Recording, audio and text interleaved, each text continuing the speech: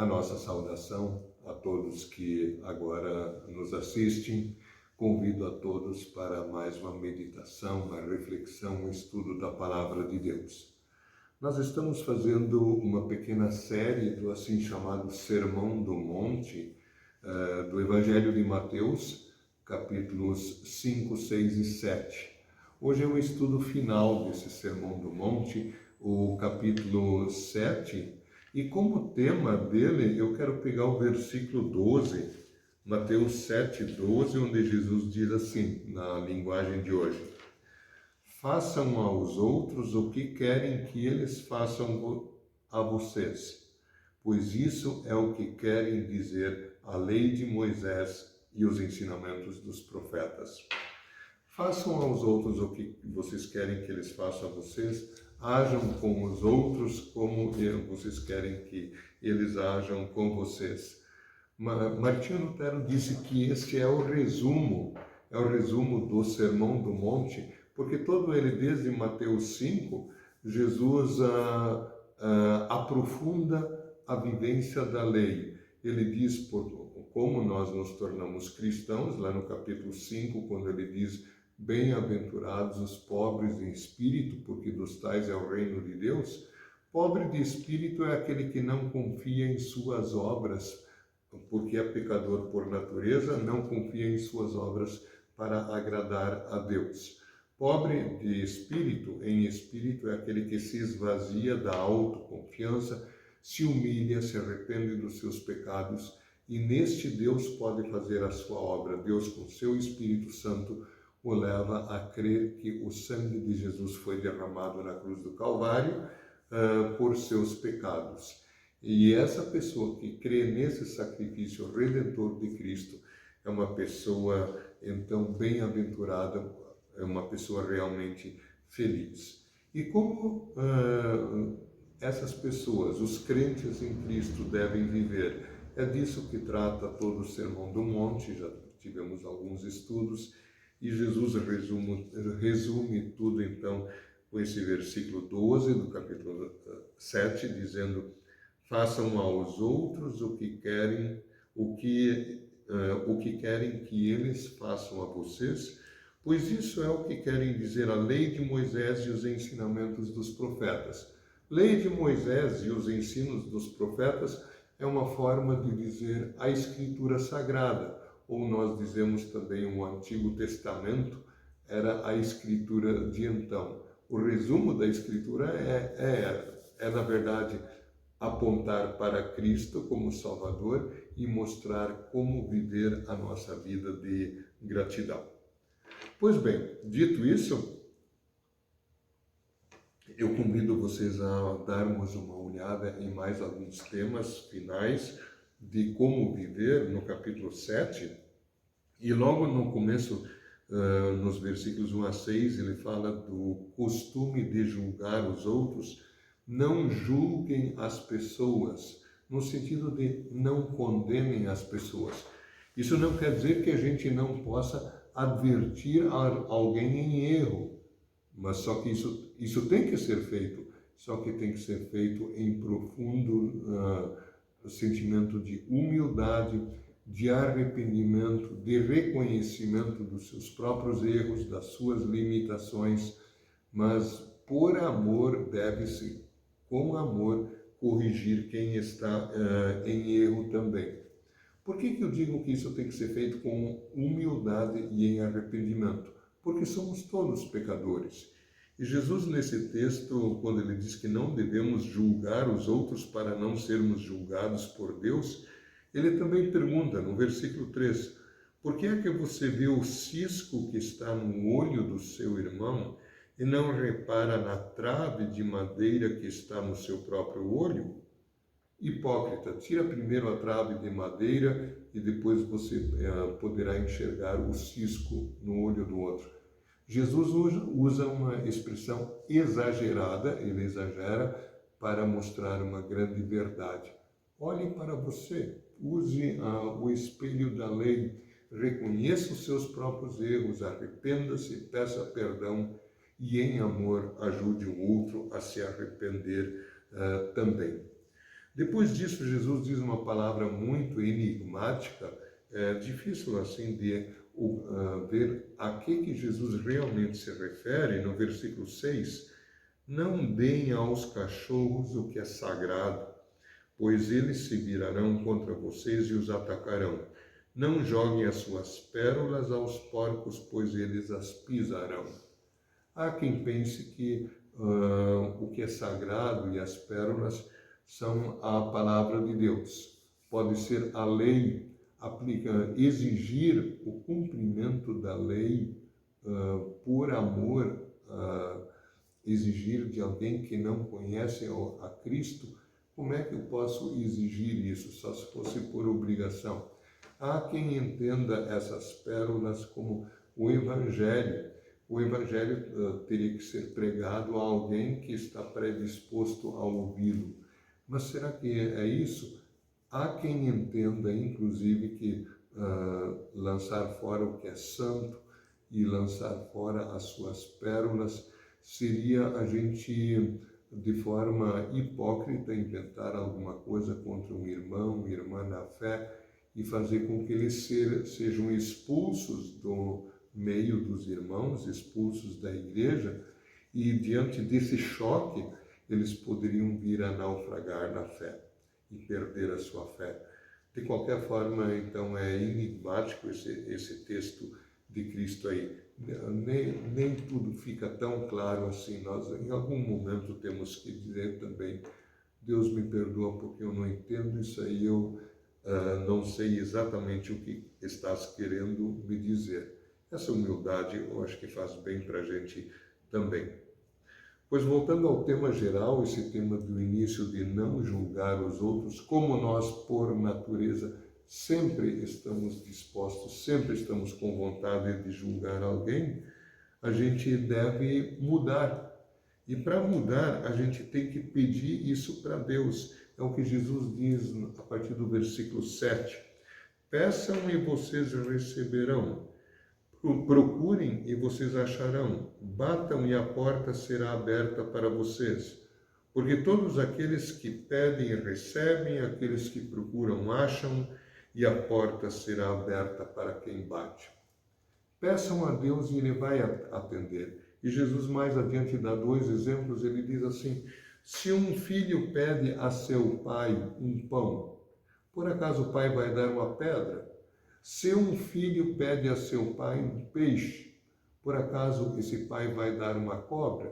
Ora, se vocês que são maus, vocês são humanos, vocês são pecadores, sabem dar coisas boas aos filhos de vocês, imagine o Pai do céu, que é santo, que é perfeito, todo-poderoso, majestoso, o eterno Deus, o Criador, o mantenedor da vida, o que nos deu seu Filho para a nossa salvação. Ele não vai nos dar o necessário para a nossa vida? Peçam e receberão.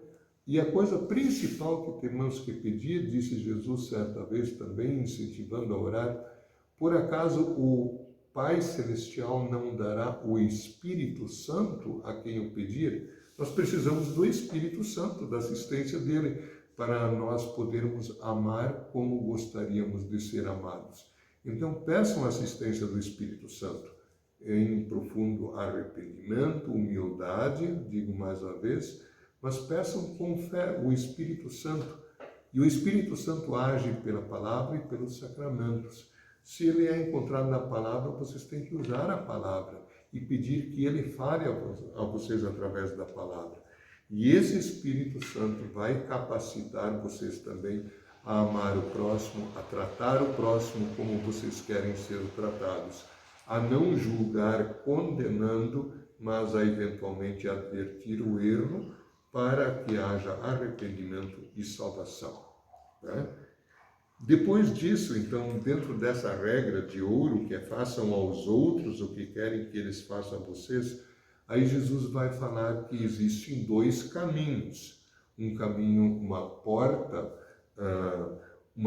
larga e um caminho fácil. Espiritualmente falando, diz Jesus, a porta larga e o caminho fácil conduzem ao inferno.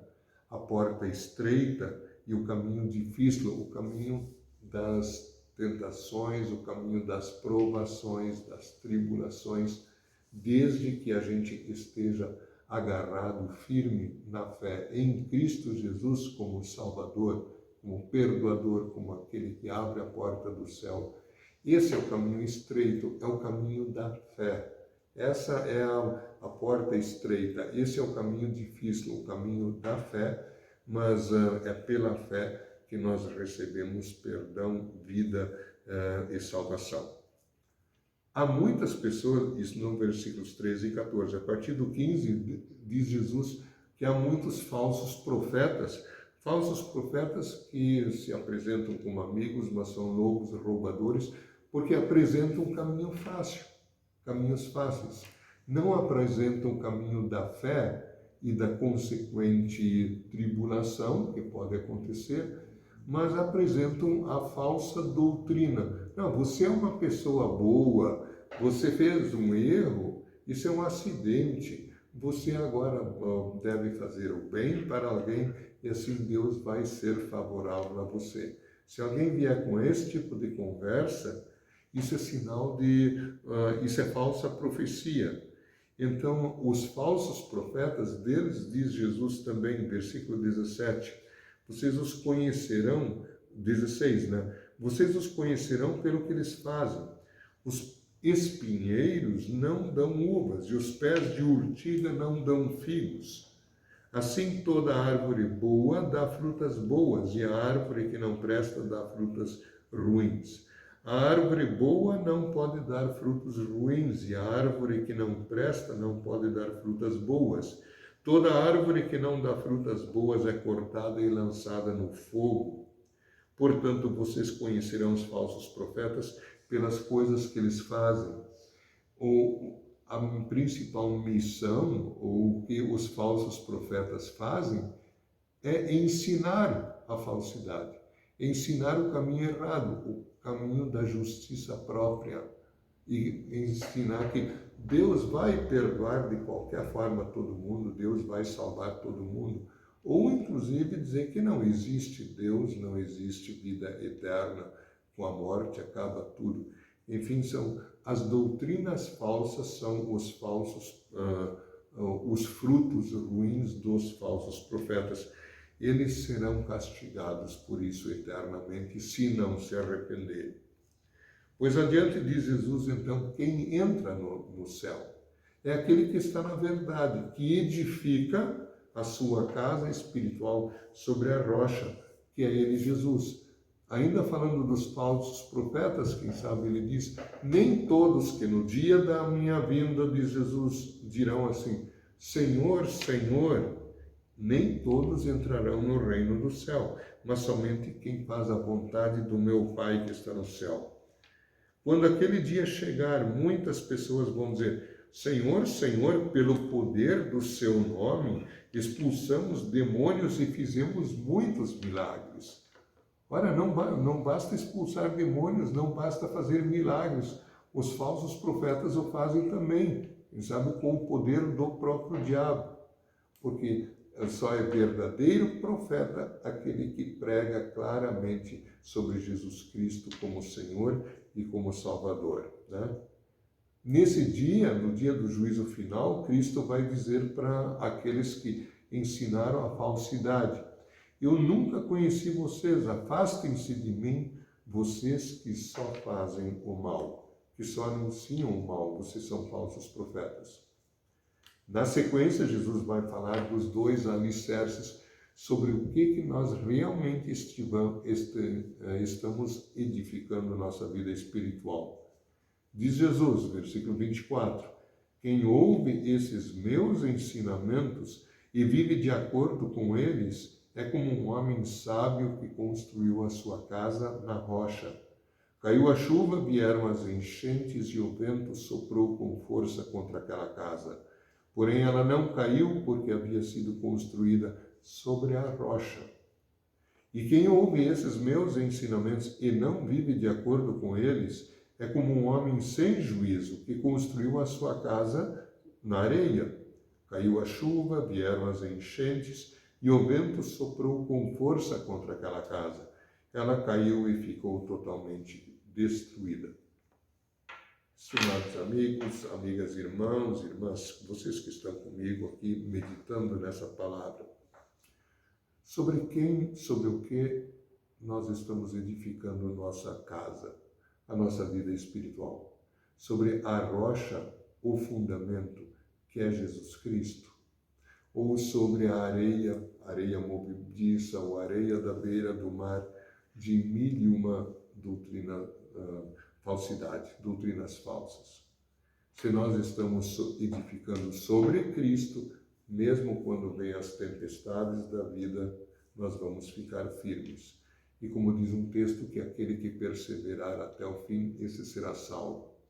Mas se nós estamos edificando nossa vida espiritual sobre outras coisas, sobre outras teorias, sobre axiologias, por assim dizer, então na hora do aperto, a quem nós vamos recorrer? A nossa casa espiritual, ela cai. Que nós fiquemos sempre firmes na fé em Jesus Cristo. Então, até aqui, o ensino propriamente dito do Sermão do Monte, que nos diz a nós, pobres de espírito, que não confiamos em nós mesmos, nas nossas boas obras, que confiamos em Jesus Cristo como Salvador. Ele vai nos ensinar como viver dentro dos 10 mandamentos, fazendo sempre aos outros o que queremos que eles nos façam. Conclui o texto do capítulo 7 de Mateus dizendo que as multidões se admiravam com esses ensinos de Jesus, porque ele falava não como os seus líderes da época, né, líderes humanos, mas ele falava com verdadeira autoridade divina. Aliás, Jesus não era como outros mestres, porque ele é o próprio Deus. Ele tinha a autoridade do próprio Deus. As pessoas se admiravam com isso, porque ele ensinava com a autoridade dele mesmo, ele que além de verdadeiro homem, era e é verdadeiro Deus. Muito obrigado pela atenção, pela participação aqui. A partir das próximas semanas, então, nós teremos novas temáticas. Assim, hoje nós terminamos essa temática de alguns estudos sobre o Sermão do Monte. Convido vocês a uma breve oração. Muito obrigado, Senhor Jesus Cristo, pela Tua Santa Palavra. Concede-nos a graça de sempre vivermos da fé em Ti como nosso Salvador e praticando a Tua vontade em genuíno amor ao próximo. Concede-nos esta graça pelo auxílio do Teu Espírito Santo. Em Teu nome, Jesus, oramos. Muito obrigado por terem estado conosco. Até a próxima oportunidade.